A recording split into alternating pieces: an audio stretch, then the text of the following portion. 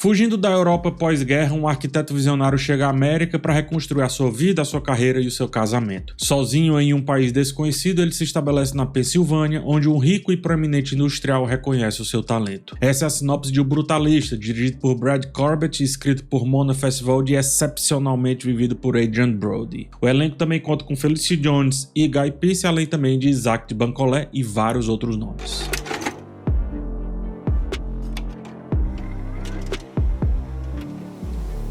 O filme apresenta aqui a história fictícia de Laszlo Toth, que explora como a arquitetura e a obsessão moldam uma vida inteira dedicada à arte em cada detalhe. O Brutalista, a partir de todos os seus fragmentos, a partir das suas cenas fortes, de um constante arranjo e desarranjo proposital dos seus elementos, conversa sobre como a arte exige tudo do artista. Cada centavo, cada fôlego, cada instante. E quando já levou tudo, não contente, ainda recolhe os restos que ficaram, garantindo que nada, absolutamente nada sobre, que toda aquela vida tenha sido entregue inteiramente a ela.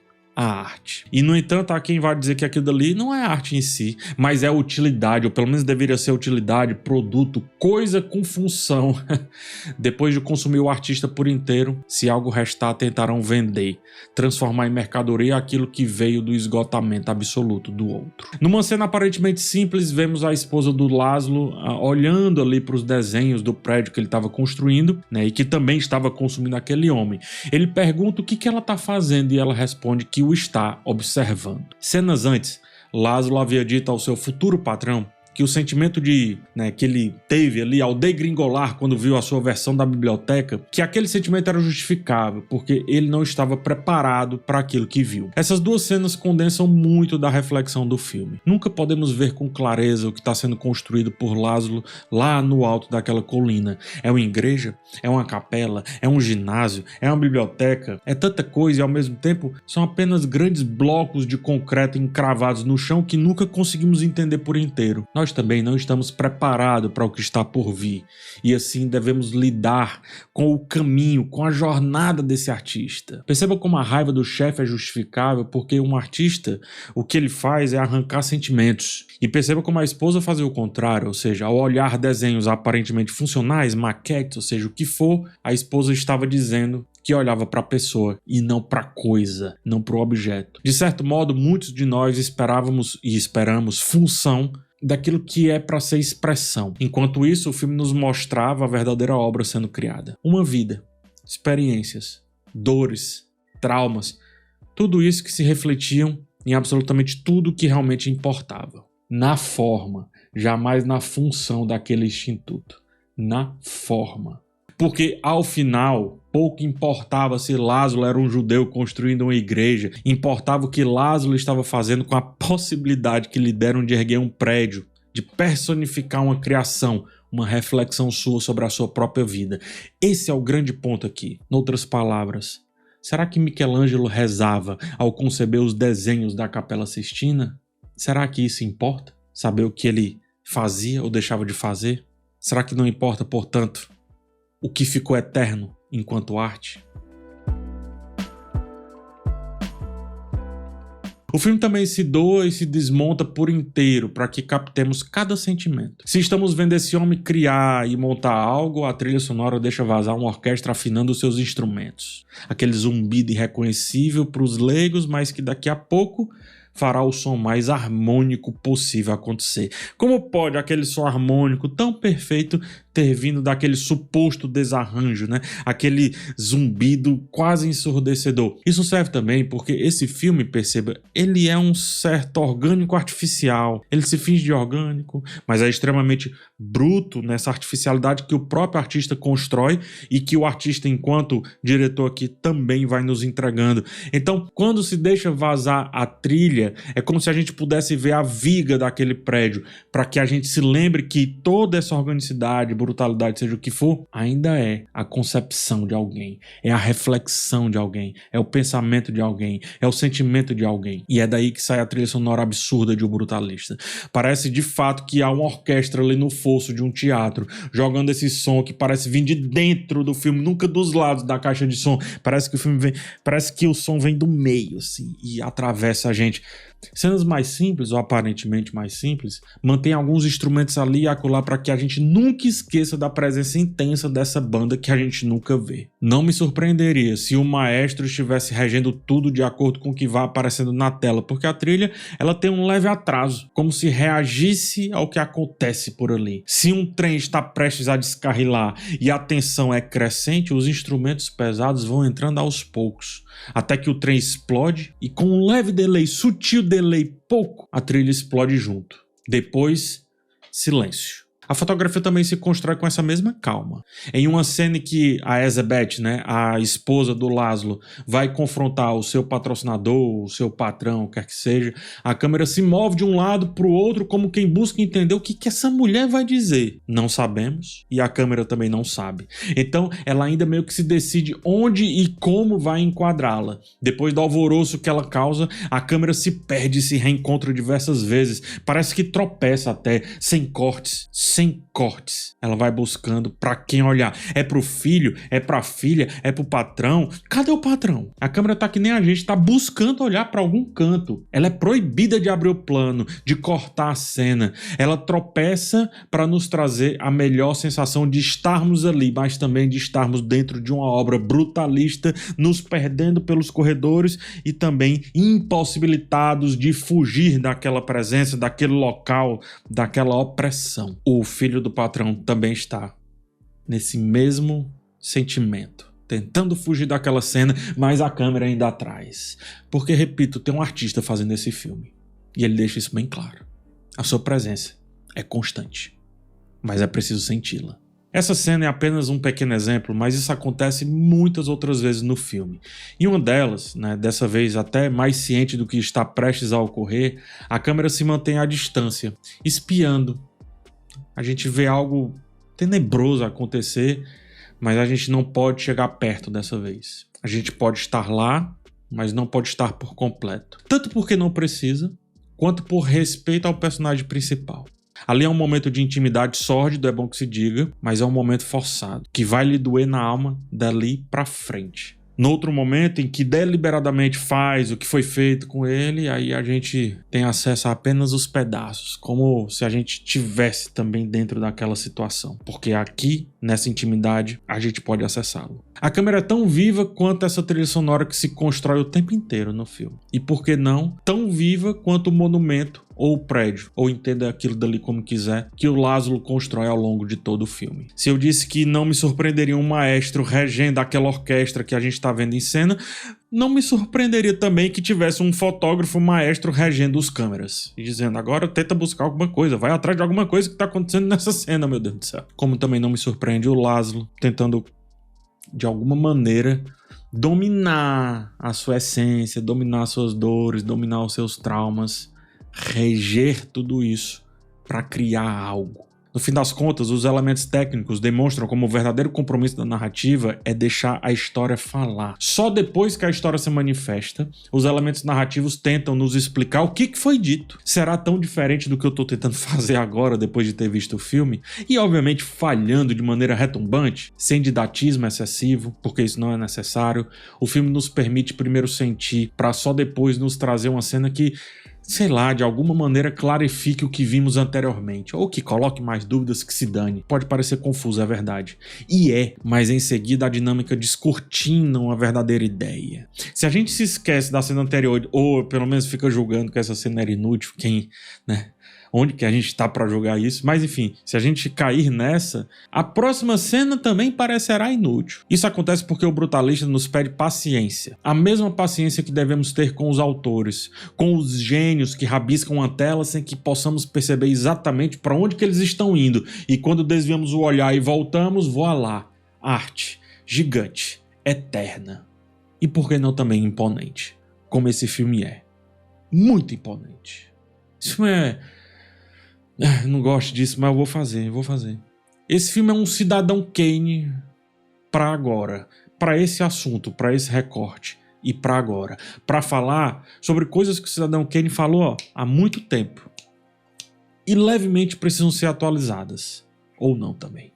O processo de criação, ainda que tenha método, é fluido E essa fluidez na narrativa, que busca primeiro deixar a história correr, para só depois sugerir o que devemos sentir ou como sentir, é essencial para testar a nossa paciência. Nos faz perguntar se estamos mais inclinados à agonia do mecenas, que quer ver algo pronto como se fosse uma cozinha em reforma, ou se conseguimos aceitar o tempo do criador, que se entrega inteiramente àquela obra. A performance do Adrien Brody compõe um homem atormentado por si mesmo, por sua mente criativa e inquieta, mas pelo seu próprio passado, coisas que ele não pôde dominar, que estão fora do seu desenho, fora da sua alçada de existência. Ele foi forçado a viver algo. O olhar perdido, às vezes, dá lugar ao olhar obstinado quando encontra alguma coisa que o interesse. O olhar perdido é quando olha para si, para o que foi. O olhar obstinado é quando olha para o que pode ficar dele. Adrien, ele expressa melancolia e fadiga de alguém que sobreviveu à própria aniquilação, mas também expressa um desejo profundo de viver além da própria existência. Na cena em que explica por que desenha daquela forma e por que despeja sua arte nos prédios de uma cidade, Laszlo fala sobre como essas construções sobreviveram à Segunda Guerra Mundial em Budapeste, e o ator, o Adrien Brody, fala como quem não tem tanta certeza, como quem busca a própria palavra, porque esse homem, atormentado pelas suas próprias ideias, visão de mundo, é assim. Ele encontra a sua justificativa no processo, na concepção. Se suas palavras se alinham aos poucos, é porque, ora, sua arte também se constrói aos poucos, até virar uma ideia, a representação perfeita de um sentimento. Ao hesitar nas palavras, ou em outra cena, ao tentar fugir repetidamente do que está acontecendo, Brody não apenas interpreta um artista, ele revela peça por peça o que resta do humano nesse passado que ele viveu, isto é, quando há algo de humano para se revelar, quando não há apenas o trauma. A montagem tem pequenos saltos. Muitas vezes dentro da mesma cena parece até um erro, é algo que pode causar inquietação, é verdade, mas que eu acho falam mais sobre o não visto. Primeiro, reitero aquela ideia que eu tive com relação à trilha sonora, é o autor, montador, aqui no caso também o diretor, dizendo que, gente, eu que estou fazendo isso aqui, é a criação de alguém, então recebam esse corte meio tosco, do nada e tal, para que vocês entendam que isso aqui é artificial, é criado por alguém. É a arte, é a visão do mundo de alguém. Mas ao mesmo tempo esses saltos dão uma aula de concisão. E daí você pode pensar, como pode haver concisão em um filme de 3 horas e 30, né? Além de um intervalo de 15 minutos no meio? Exato. Concisão porque a vida mais simples não se conta em apenas 3 horas. Aqui foram necessários 2 filmes, um de 1 hora e 40 antes do intervalo, né? E depois mais algumas horas. Os pequenos saltos na montagem servem para acelerar o que vem a seguir na cena. Mas além disso, nos deixam inquietos sobre o que não vimos, o que não ouvimos, o que apenas foi sugerido. Saímos de um primeiro filme cheio de cenas de transição, que nos leva do ponto A ao ponto B, como se pegasse ali na nossa mão, que mostra como ele era, no íntimo, uma pessoa boa, esperando por comida em uma fila e fazendo amizade nesse país hostil, nesse processo. Enfim, depois do interlúdio, a confusão da vida mental de Laszlo deixa de lado essa condução segura dessa história. Entrega até tons mais oníricos, quando a gente vai escolher o mármore e ficar preso naquilo tudo, mostra de onde a sua construção vem, mas não só de onde ela vem, de qual sentimento ela surge. Aí nessa cena extremamente confusa, a gente tem a permissão de acessar a mente do artista. Cada cena vai falando sozinha e só depois é montado esse quadro extremamente compreensível. Quem quer isso antes, esqueça. Tá pedindo errado. O intervalo de 15 minutos no filme também tem um propósito de forçar o espectador a processar o peso do que acabou de assistir. Quem saiu ali da sala de cinema, né, precisará se deparar com um mundo funcional, abrir uma porta, usar um banheiro, comprar uma pipoca, quer que seja, e imediatamente vai ter que ser levado a comparar aquilo com aquela construção meio artificial, meio orgânica do brutalista. Não é tão diferente de estar dentro de um edifício brutalista de fato, onde cada parede de concreto frio não permite fuga. Você sai por 15 minutos da sala de cinema e depois volta chegando novamente de trem junto com a esposa do Laszlo, que, veja só, muda o filme inteiro. Então você saiu do filme e tem que voltar diferente. Você se perde em suas necessidades e depois volta a se perder no filme, quando o filme transforma o tempo em algo tangível, forçando a audiência a encarar sem distrações a opressão que sufoca o protagonista, eu acredito que os mais atentos talvez percebam e sintam que talvez estavam também sendo sufocados. Tudo em O Brutalista, penso, serve a um simples propósito: discutir que o que se espera de um artista não é necessariamente o que ele pode oferecer diretamente ao público, mas o que ele pode oferecer sobre si mesmo, para si mesmo e a partir e a respeito da sua própria existência. O protagonista, que supostamente ergue edifícios para os outros, para o seu patrão ou para aqueles que irão habitar suas construções, na verdade está cimentando a memória da sua dor no concreto aparentemente sem alma. E é justamente por isso que a criatividade não cabe ou não deve caber nas expectativas alheias. Ela deve se impor na vida e no tempo do outro, nascer do desconforto e se tornar inevitável. E daí sair algo sólido, firme, cheio de certezas aos olhos do criador, incertezas aos olhos do observador, mas que quando esse observador voltar a olhar para si, aí sim terá outras certezas. Porque a arte se mostra a partir de alicerces que nunca veremos, mas que estão lá, sustentando grandes construções que observamos e interpretamos à nossa maneira. E assim a gente constrói outros alicerces, outras percepções, outra vida. Talvez vejamos uma cruz refletida no chão, quando na verdade o que está diante de nós é a alma e a vida de alguém dispostas em cada centímetro de decisões, em cada escolha que não parece ter motivo, em cada curva feita, quem sabe apenas para manter um prédio em pé, mas não é. É um testemunho silencioso de resistência. E nisso tudo vem esse Van Buren, né, que é o antagonista interpretado pelo Guy Pearce. É um antagonista perfeito, porque ele não é o vilão que rouba a arte do Toff, né, do Laszlo Toff.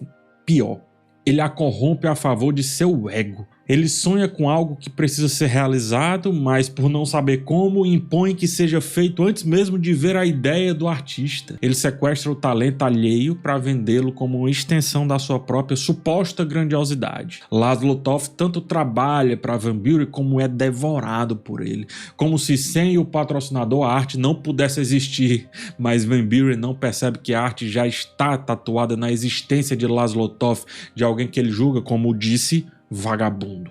A arte não está agindo porque alguém pediu que ela agisse. Ela já existia na existência daquele sujeito.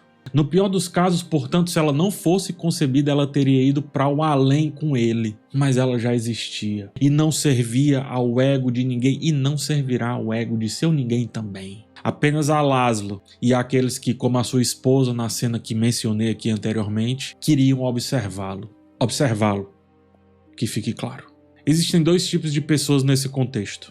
Uma é o verdadeiro gênio, aquele que queima a sua própria existência. A outra finge admirar o fogo enquanto estende as mãos para roubar-lhe o calor. O que poderia ser observado e sentido é consumido, não para ser compreendido, mas para ser possuído. Para transformar aquele calor em algo para si. Disfarça sua fome de fascínio, veste o deslumbramento como máscara, enquanto cava silenciosamente no artista um espaço vazio onde antes havia identidade. Primeiro elogia, depois exige, por fim invalida quando o frio passa, como se a grandiosidade só fosse legítima enquanto servisse a um propósito, como se o gênio só fosse aceitável enquanto pudesse ser domesticado. Como o fogo, que quando o frio passa, pensam os desatentos, não serve mais. O brutalista é o gênio nessa relação. E você?